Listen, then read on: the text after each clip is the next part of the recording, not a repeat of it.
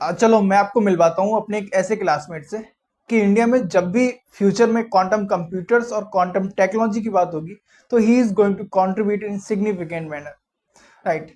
But because for the time being he is in learning phase, तो अभी हम उसके साथ क्वांटम को बिल्कुल भी डिस्कस नहीं करेंगे, क्वांटम कंप्यूटर्स और क्वांटम टेक्नोलॉजीज को बिल्कुल भी डिस्कस नहीं करेंगे।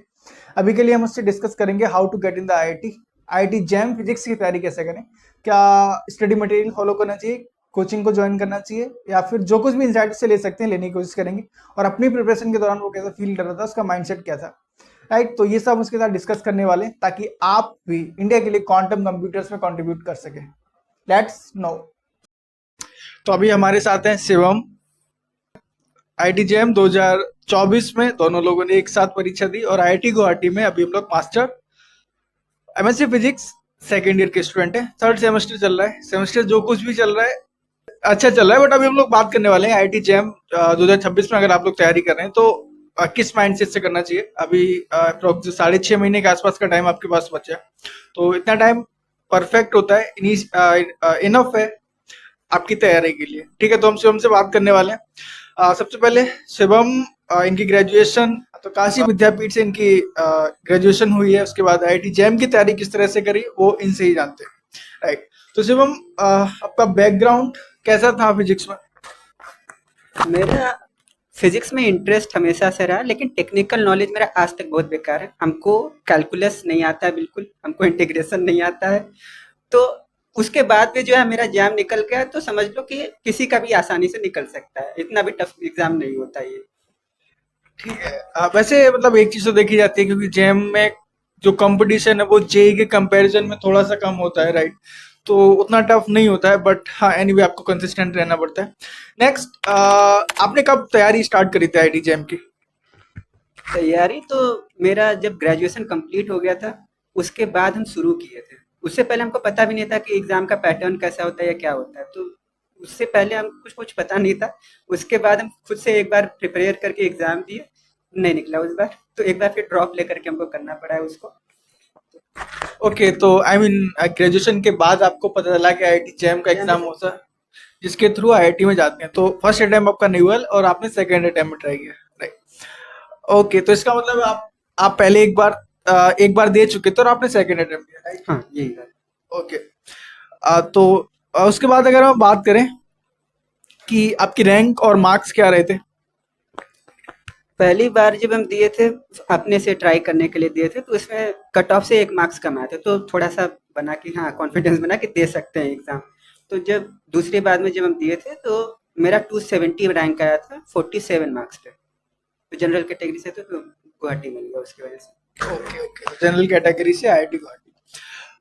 आगे बात करें कि आपने जो तैयारी करी थी वो किससे करी थी? कोई कोचिंग मटेरियल को फॉलो किया था, बुक्स क्या फॉलो करी थी, या फिर सेल्फ प्रिपरेशन से करी है? क्योंकि स्टेट यूनिवर्सिटी, मुझे इस बारे में आइडिया नहीं है कि किस हिसाब का एनवायरनमेंट वहाँ पे रहता है फिजिक्स को लेकर या फिर आईआईटी को लेकर। तो आपकी प्रिपरेशन स्ट्रेटेजी क्या थी, क्या फॉलो किया? नहीं, कॉलेज का तो ऐसा होता है कि कॉलेज में कुछ ढंग से पढ़ाई होता नहीं, स्टेट यूनिवर्सिटी में मतलब उस लेवल का नहीं होता है कि तुम आईआईटी में एडमिशन ले सको। पढ़ाया जाता है, लेकिन उस लेवल का कॉम्पिटिटिव लेवल का नहीं पढ़ाया जाता है, तो उसके लिए कोचिंग एक तरीके से कंपलसरी हो जाता है। इसलिए भी कंपलसरी हो जाता है कि तुमको एक मैनेज्ड, बहुत ही तुमको प्रिसाइज फॉर्म में मिल सके सिलेबस कि तुमको ये पढ़ना है, ये नहीं पढ़ना है, और किस तरीके से प्रिपेयर करना है, तो उसके लिए कोचिंग मटेरियल ज़रूरी पड़ जाता है। अगर फाइनेंशियल कंस्ट्रेंट भी मेरा था, तो उसके वजह से हम पीडब्ल्यू का लिए थे, उस ईज़ी पड़ता है। ये भी वही लिया था, इसके वजह से इसको पता भी होगा। और रहा बात बुक्स का, तो बुक्स पढ़ने का टाइम कॉलेज में होता है, प्रिपरेशन के टाइम में नहीं होता है। तो अगर कोई अभी सोच भी रहा है कि हम बुक से पढ़ करके अच्छे से सीख लेंगे, तो तुम नहीं सीख सकते। या तो तुम्हारा जैम हो पाएगा या फिर तुम सीख पाओगे, तो तुमको एक चॉइस लेना पड़ेगा कि या तो बुक्स ही पढ़ लो या फिर जो है जैम की प्रिपरेशन कर लो। राइट।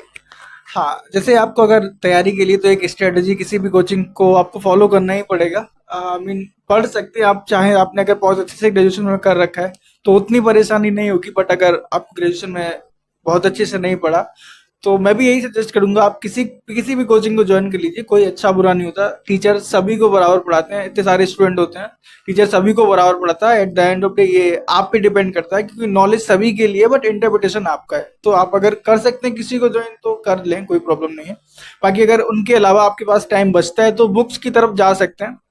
बुक्स के बारे में फिर कभी बात करेंगे, क्योंकि शिवम ने बुक्स को फॉलो नहीं किया, मैंने भी किसी बुक्स को फॉलो नहीं किया, तो मैं इसके बारे में किसी और से बात करते हैं जिसने बुक्स को फॉलो किया, राइट। ओके, तो शिवम कितना टाइम देते थे आप एक घंटे एक दिन में? ऐसा दोनों साल दोनों साल में, पहले साल में तो हम पढ़े ही नहीं ठीक से, एक तरीके से कहा जाए तो 5-6 घंटा पहले साल में देते थे। लेकिन सेकेंड में हम थोड़ा जब सीरियस हो गए तो हम कभी भी मैक्सिमम दिन में 8-10 घंटे से ज़्यादा पढ़े ही नहीं। सिर्फ जब लास्ट के कुछ दिन रह गए थे, 1-2 वीक्स, तो उसमें प्रिपरेशन में, रिवीजन में, तब तब हम 12-16 घंटा दे रहे थे। लेकिन बाकी टाइम पे कभी भी हम 6 घंटे से 8 घंटे से ज़्यादा हम कभी दिए ही नहीं पढ़ाई में, कभी भी अपनी लाइफ में, आईआईटी में आने के बाद भी। ओके। नहीं, ये बात तो मैं नहीं मानूंगा, यहाँ आके तो थोड़ा सा लाइफ डिफरेंट है, क्योंकि 8 घंटे तो क्लासेस में ही चले जाते हैं। हाँ, ओके। ठीक है, आगे अगर हम बात करें तो क्या, कि जब आपने स्टार्ट किया था तो ऐसा लग रहा था कि पॉसिबल है आईआईटी जैम क्रैक करना, या टॉप 7 आईआईटी मिल जाएगी उस टाइम? उस वक्त बस ये होता था कि किसी तरीके यहाँ से निकले, किसी तरीके से आईआईटी में पहुंचे। उस वक्त ये ड्रीम रहता था कि जो है मिलेगा नहीं मिलेगा, और यहाँ तक कि एग्जाम देने के बाद भी कि अच्छा एग्जाम दिए हैं और जो है एग्जाम में रैंक भी आ गया, उसके बाद भी ये डर लगा रहता था कि क्या पता मिलेगा कि नहीं मिलेगा। वो एक डर हमेशा रहता है जब तक तुम पहुंच नहीं जाते हो, क्योंकि हम लोग का वो बैकग्राउंड ऐसा है कि हम लोग को यकीन नहीं होता कि पहुंच सकते हैं। हाँ, उसका रीजन है क्योंकि world is quantum. Butterfly effect सब जगह चलता है, थोड़ा सा चेंज रिजल्ट चेंज कर सकता है, राइट। तो ये तो ऑब्वियसली हमेशा ही बना रहता है, ये किसी को भी श्योर नहीं होता, कोई इतने कॉन्फिडेंस से नहीं कह सकता कि मैं तो आईआईटी बॉम्बे जा रहा हूँ। एनीवे, तो अब एक साल लगभग हो गया, थर्ड सेमेस्टर हम लोग हैं। अभी कैसा फील हो रहा है? एक साल में क्या एक्सपीरियंस रहा आईआईटी में? क्या इसे जो जो बाहर की दुनिया में सोच, जो इमेज बनी रहती है कि आईआईटीएन आईआईटीएन, क्या वैसा अभी अंदर आके फील हो रहा है? अंदर क्या फील हो रहा है, मतलब किस तरह का एक्सपीरियंस रहा है? एक बात ये ना कि जब कोई चीज मिल जाता है, मिलने से पहले उसका ये रहता है कि मिल ही नहीं सकता। जब मिल जाता है तो फिर उसका इज्जत कम हो जाता है। तो हम लोगों का अब वो हाल हो गया है कि आईआईटी मतलब अब कुछ नहीं है, अब हम लोगों को इससे ऊपर जाना है, आगे निकलना है। हम लोग का इस चीज से ऊपर, मोह माया से ऊपर उठ चुके हैं। तो आईआईटी भी एक नॉर्मल कॉलेज ही है, उससे बहुत ज्यादा ये एक्सपेक्टेशन नहीं रखना चाहिए कि जो है बहुत कुछ हो जाएगा। हाँ, आईआईटी तुमको अपॉर्चुनिटीज बहुत प्रोवाइड करता है, तुमको हर चीज का जो है तुमको एक अपॉर्चुनिटी विंडो देगा कि तुम ये जिधर जाना चाहो उधर जा सकते हो। लेकिन ये तुम सोचो कि तुम्हारे लिए तुम्हारा लाइफ बना देगा, तो ये कोई लाइफ तुम्हारा नहीं बना सकता। तुमको अपॉर्चुनिटी देगा, बस इतना ही कर सकता है। हाँ, इस बात को लेकर मुझे एक चीज याद आती है कि जैसे कभी कभी बात करते हैं कि आईआईटीएंस उनमें बहुत दिमाग होता है और आईआईटी में जाके बच्चे बन जाते हैं, जबकि मैं सोचता हूँ कि ऐसा नहीं है। क्योंकि अगर ऐसा होता तो किसी भी रैंडम बच्चे को उठाते, आईआईटी में रखते, 4 साल में या फिर 2 साल में वो एक सुपरस्टार पढ़ाई के मामले में बन जाता। बट ऐसा नहीं होता ना, क्योंकि हमारे फिल्टर सिस्टम ही इतने स्ट्रांग है कि जो बच्चे आ रहे हैं वो ऑलरेडी बहुत ज्यादा लेबोरियस है, वो बहुत ज्यादा, वो पहले से ही क्रीम क्रीम को उठा रहे हैं, है ना। तो आईआईटी आपको अपॉर्चुनिटी देती है कि आप यहाँ के अपने आप को एक्सप्लोर कर सकें, राइट। लेकिन आना आपको ही पड़ेगा। तो ठीक है, जब हम आगे बात करें तो अभी फ्यूचर का क्या प्लान है? क्या क्वांटम कंप्यूटर्स की दुनिया में जाने का क्या प्लान है? एक्सप्लोरेशन अभी चल रहा है कि क्वांटम कंप्यूटेशन में जाना है या कहीं और जाना है। लेकिन हाँ, क्वांटम कंप्यूटेशन बहुत अच्छा फील्ड है और आज के समय में इमरजेंट भी है। तो हाँ, ये एक बेहतरीन ऑप्शन हो सकता है किसी के लिए भी। तो अगर कोई अगर एग्जाम नहीं भी निकाल पाता है, उसके बाद भी अगर कोई चाहे तो और भी अपॉर्चुनिटीज हैं, आईआईटीज इसके करवाती रहती हैं, मतलब कोर्सेज ऑनलाइन करवाती रहती हैं। तो उसके लिए भी देखा जा सकता है। तो आईआईटीज में पढ़ने के लिए जैम ही सिर्फ, अगर सिर्फ टैग चाहिए तो सिर्फ जैम के थ्रू आया जाए, ये भी जरूरी नहीं है। टैग कहीं से भी मिल सकता है। यहाँ पर अगर आना है तो उसके लिए एक मोटिवेशन ही होना चाहिए कि हमको मेहनत करना है। अगर मेहनत करने के लिए रेडी नहीं हो तो ना ही जैम निकल सकता है और ना यहाँ पर सर्वाइव कर पाओगे। तो वो एक चीज अपने अंदर रखना पड़ेगा। हाँ, ये बात तो वैसे भी कंफर्म है कि यहाँ अगर आप आईआईटी में आ रहे एज अ रिसर्च पर्सपेक्टिव में, तो मैं फिर से रिकमेंड करता हूँ कि टीआईएफआर और आइजर्स बेटर ऑप्शन है आईआईटी से। तो आप जब आए यहाँ पर तो एकदम से क्लियर कट माइंडसेट लेके आए कि आपको क्या करना है। वैसे हालांकि 100% आपको पता नहीं हो सकता आपको क्या करना है, क्योंकि जो आप कर सकते हैं वो तो आपको तभी पता लगेगा कि आपको पता हो कि आप क्या कर सकते हैं। बट एनीवे एक आइडिया तो होना ही चाहिए कि आपको रिसर्च के फील्ड में जाना है। माइंडसेट तो चेंज ही हो सकता है, बट एनीवे शुरुआत में एक इनिशियल गोल तो आपके पास होना ही चाहिए, राइट। तो ये था कन्वर्जेशन आज का, और इसका हम कंक्लूजन ये निकाल सकते हैं कि एक एवरेज बच्चा, एक्चुअली एमएससी में हम एक्सपेक्ट करते हैं कि सारे स्टूडेंट एवरेज ही रहते हैं। कुछ स्टूडेंट होते हैं जो बहुत अच्छी यूनिवर्सिटी से आते हैं, बट ओवरऑल अगर हम बात करें तो एक एवरेज स्टूडेंट के लिए आईआईटी जेम क्रैक करना बहुत बहुत बड़ी बात नहीं है, इम्पॉसिबल जैसा नहीं है। ठीक है, आप क्रैक कर लेते हैं तो ऑब्वियसली बड़ी बात रहती है, राइट। तो आप अभी से मेहनत करना स्टार्ट करिए, टेस्ट सीरीज सबसे लास्ट में ज्वाइन करिए।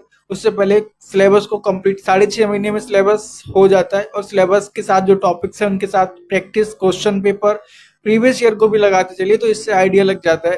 वरना सिलेबस में जो मेंशन है आपने वो पढ़ लिया, अब आपको पता ही नहीं उसमें किस डिटेल तक पढ़ना है, तो उसमें हेल्प करते हैं आपके प्रीवियस ईयर के क्वेश्चंस, तो उनको भी बिल्कुल करते चलिए साथ में। और लास्ट में प्रैक्टिस सीरीज किसी की भी ले सकते हैं, मैं किसी को नहीं कह रहा कौन अच्छा है कौन खराब, अगेन सेम सब बराबर नहीं, ये आप डिपेंड कर लीजिए आपकी किसके साथ वाइब मैच होती है, किसका समझ में आता है, राइट। और कुछ एडिशन?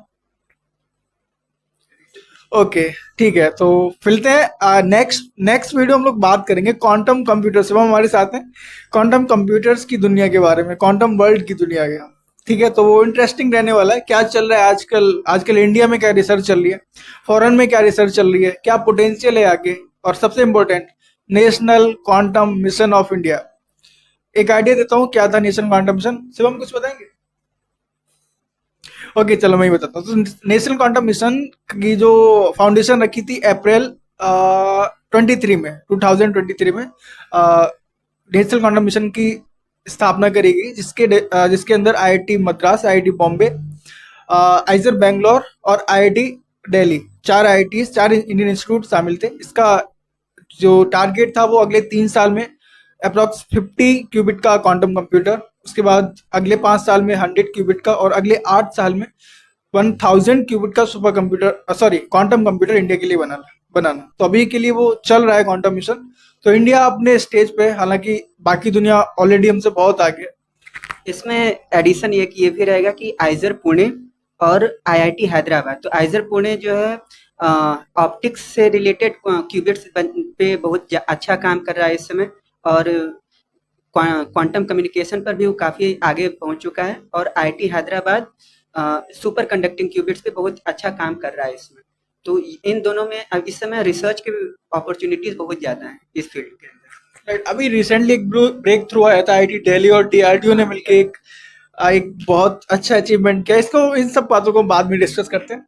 तब तक के लिए अपनी तैयारी करते रहिए। आई होप आप भी नेक्स्ट ईयर इंडिया के लिए क्वांटम कंप्यूटर्स बनाने के लिए सीख रहे होंगे, किसी आईआईटी, किसी आईआईएस या फिर किसी टीआईएफआर में।